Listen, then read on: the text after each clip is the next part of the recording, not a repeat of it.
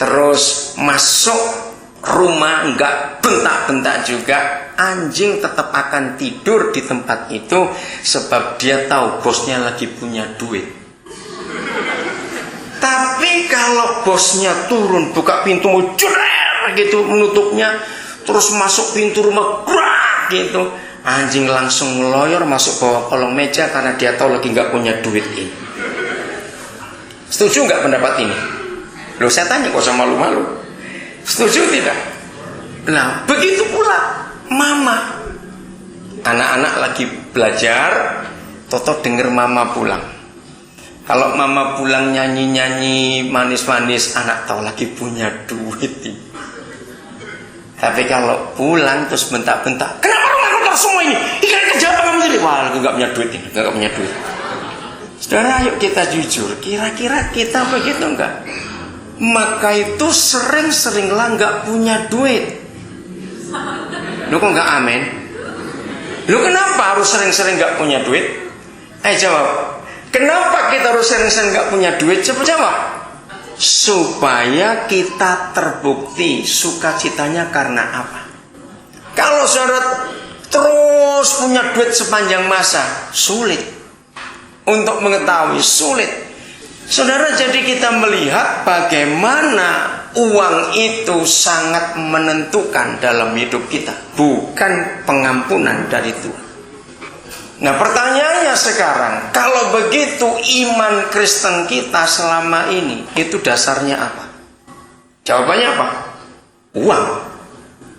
Betul? Kalau begitu selama ini iman Kristen kita dasarnya uang. Buktinya uang itu menentukan. Ayo jujur. Saudara, bangun pagi adalah waktu yang paling mudah untuk mendeteksi iman kita benar atau tidak. Lagi sekali, setiap kita bangun pagi, itu waktu yang paling indah untuk memeriksa hidup kita, iman kita masih benar atau tidak. Contoh gampang. Kalau saudara bangun capek semua, ingin marah tapi bisa ditahan karena Kristen bukan jadi tahan dulu nggak marah, tapi hati ini dongkol. Jujur, pasti waktu itu duitnya kurang atau hari itu udah tagihan belum terbayar. Maaf ya, jangan marah, saya cuma memberikan bukti saja.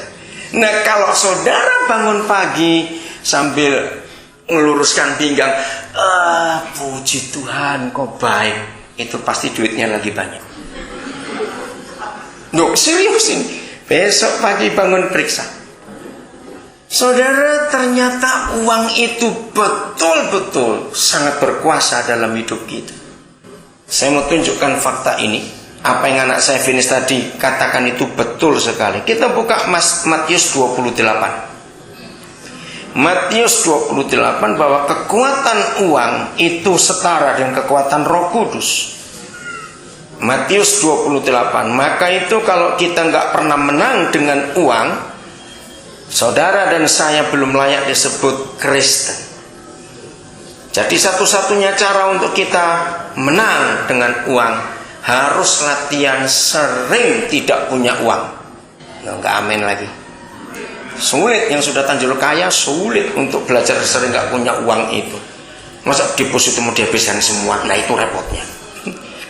Ayat 11. Ketika mereka di tengah jalan, ini serdadu-serdadu yang menjaga kubur Yesus. Malam pagi-pagi itu mereka tergoncang karena lagi mereka jaga kubur atas perintah Pilatus. Ternyata terjadi sesuatu, malaikat turun, pintu kubur dibuka, Yesus bangkit. Ketika mereka di tengah jalan, datanglah beberapa orang dari penjaga itu ke kota dan memberitahukan segala yang terjadi itu kepada siapa? Imam-imam kepala. Kalau sekarang ini ketua-ketua sinode itu, saudara. Dan sesudah berunding, lihat ini, dengan tua-tua, tokoh-tokoh agama yang lain, mereka mengambil keputusan, lalu memberikan sejumlah besar uang kepada serdadu-serdadu itu.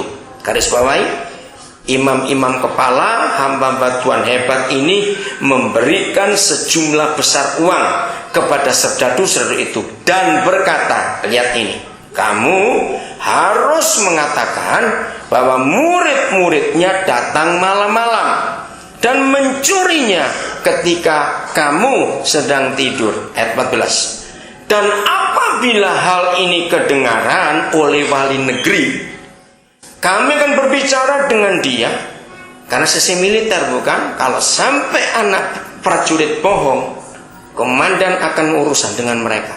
Nah, dijamin oleh imam-imam kepala, hamba-hamba Tuhan hebat ini. Dan apabila hal ini kedengaran oleh wali negeri, bahwa kamu bohong, maksudnya kami akan berbicara dengan dia, sehingga kamu sebagai prajurit tidak beroleh kesulitan apa-apa. Lihat ayat 15. Mereka menerima apa?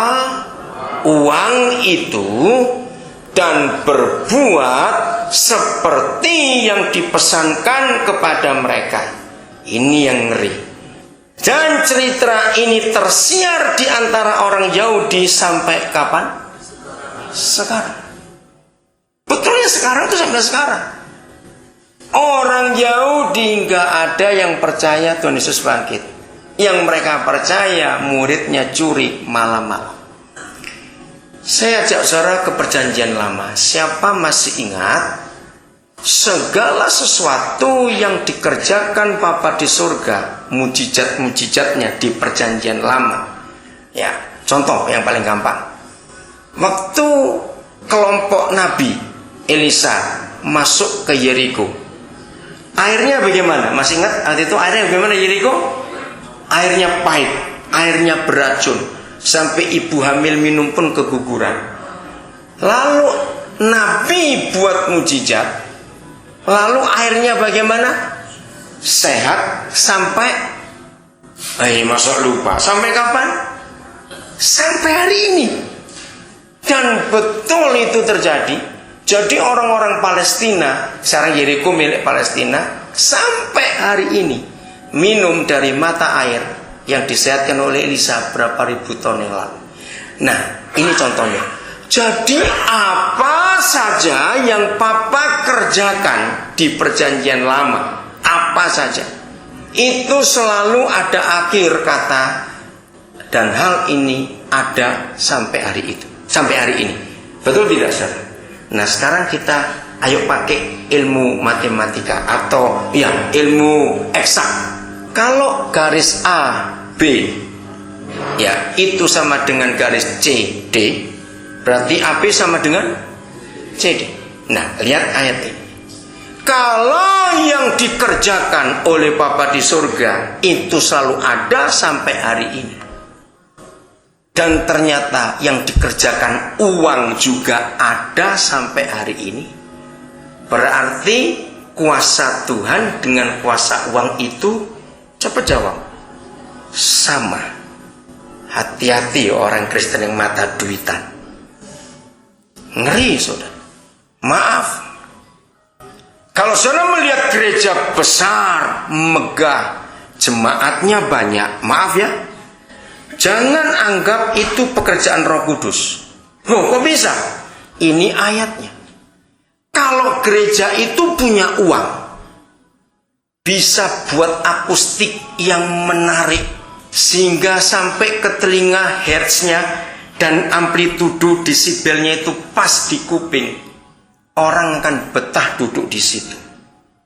Lalu gereja itu bisa beli sound system yang mahal karena uang ada, akustik bagus, sound systemnya mahal, enak didengar. Lalu ditambah lagi bisa beli alat-alat musik yang terbaik, enggak bengung-bengung, begitu tahu kata bengung?